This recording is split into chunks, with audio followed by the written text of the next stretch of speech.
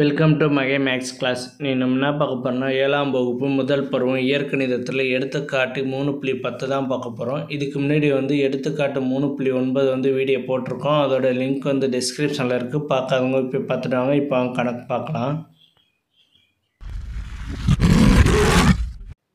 எடுத்துக்காட்டு 3.10 ராணி வேலைக்கு சென்ற முதல் நாள் 200 கூலியாக பெற்று அதிலிருந்து ஒரு தொகை அன்றே செலவு செய்தாள்.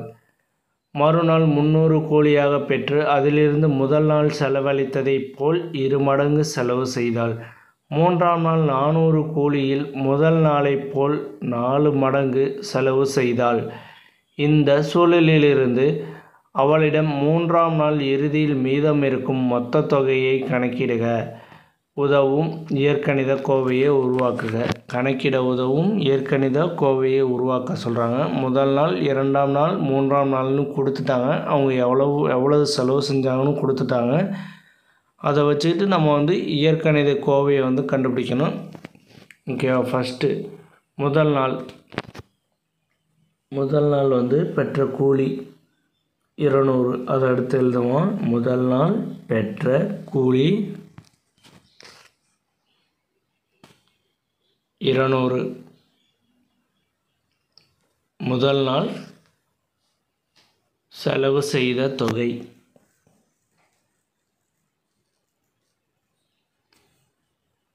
முதல் நாள் செலவு செய்த தொகை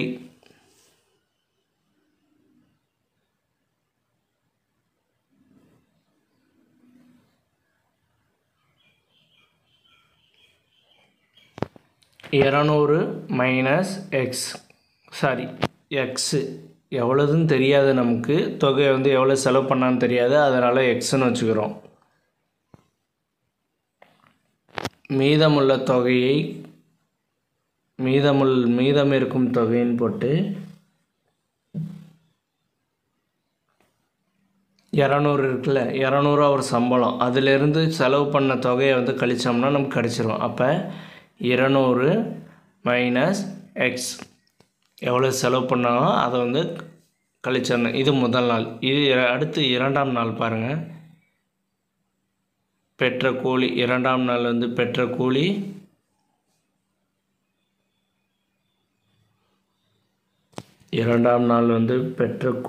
300.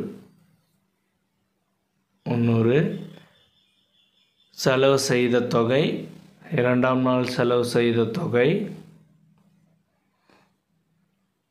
முதல் நாளை விட 2 மடங்குன்னு சொல்லியிருக்காங்க. அப்போ முதல் நாள் எவ்வளோ செலவு பண்ணியிருப்பாங்களோ அதை விட 2 மடங்குன்னு சொன்னனால 2xன்னு போடுறீங்க. அடுத்து மீதம் இருக்கும் தொகை.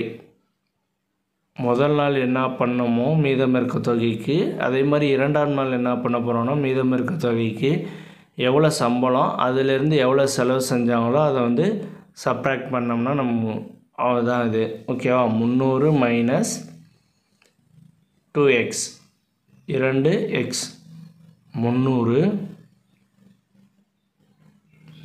Minus 2x. ஓகே, 3. இதில் 3ஆவது இதுலேயும் அதே மாதிரி தான் நம்ம இப்போ மீதம் இருக்கும் தொகையை எழுதிக்குவோம். மீதம் இருக்கும் தொகை கொஷின்லேயே கொடுத்துட்டாங்க. 400 செலவு பண்ணுறாங்க, 4 மடங்குன்னு சொல்லியிருக்காங்க. அப்போ 400 மைனஸ் 4xன்னு வந்துடும். ஓகேவா? மீதம் இருக்கும் தொகை 3ஆம் நாளில் 400 சம்பளம், 4 மடங்கு செலவு பண்ணுறான்னு சொல்கிறாங்க. அப்போ 400 மைனஸ் 4x 4x. ஓகே, இது எல்லாத்தையும் நம்ம இப்போ ஆட் பண்ண போகிறோம். ஓகேவா? அதுதான் மொத்த தொகையோட மொத்தம் எவ்வளவு அவங்க செலவு செஞ்சாங்கிறதுக்காண்டி மீதம் இருக்க தொகைக்கு அவங்க எவ்வளோ செலவு செஞ்சுட்டு மீதம் இருக்க தொகையோட இயற்கணித கோவை கண்டுபிடிக்க போகிறோம். மொத்தமாக மீதம் இருக்கும் தொகை அப்படின்னு போட்டு ஃபஸ்ட்லேருந்து அந்த மீதம் இருக்கும் தொகை எல்லாத்தையும் ஆட் பண்ணுவோம். மீதம் இருக்கும் தொகை 200 + x முதல் நாள் minus x plus 300 minus 2x plus 400 minus 4x. Okay, இது இப்போ இதில் எக்ஸ் டேர்மை தனியாக நம்ம வெளில எடுப்போம். எக்ஸ் டேர்மை தனியாக வெளில எடுத்து எழுதிடுவோம். மீதி 200 ப்ளஸ்ஸு 300 ப்ளஸ்ஸு 400 எக்ஸ் டேர்மை எடுத்துட்டோம் வெளில. மீதி இருக்கிறது என்னது ப்ளஸ்ஸு, இங்கே எக்ஸோட கீழேனா 1, இங்கே எக்ஸோட கீழேனா -2 இங்கே எக்ஸோட கீழே -4. எக்ஸ் காமனாக வெளில எடுத்துருக்கோம், அப்போ எக்ஸுன்னு போட்டுக்க வேண்டியதுதான். சாரி, எக்ஸு இந்த இடத்துல எக்ஸு. ஓகே, இப்போ இதை ஆட் பண்ண போகிறோம். இந்த நம்பர் எல்லாத்தையும் ஆட் பண்ணோம்னா 900. இது எல்லாத்தையும் ஆட் பண்ணோம்னா ப்ளஸ்ஸு -7 எக்ஸ்ன்னு கிடைக்கும். ஓகே, இப்போ 900 மைனஸ் 7x 900 மைனஸ் 7x இதுதான் அவங்க செலவு செய்ததுக்கான இயற்கணித கோவை.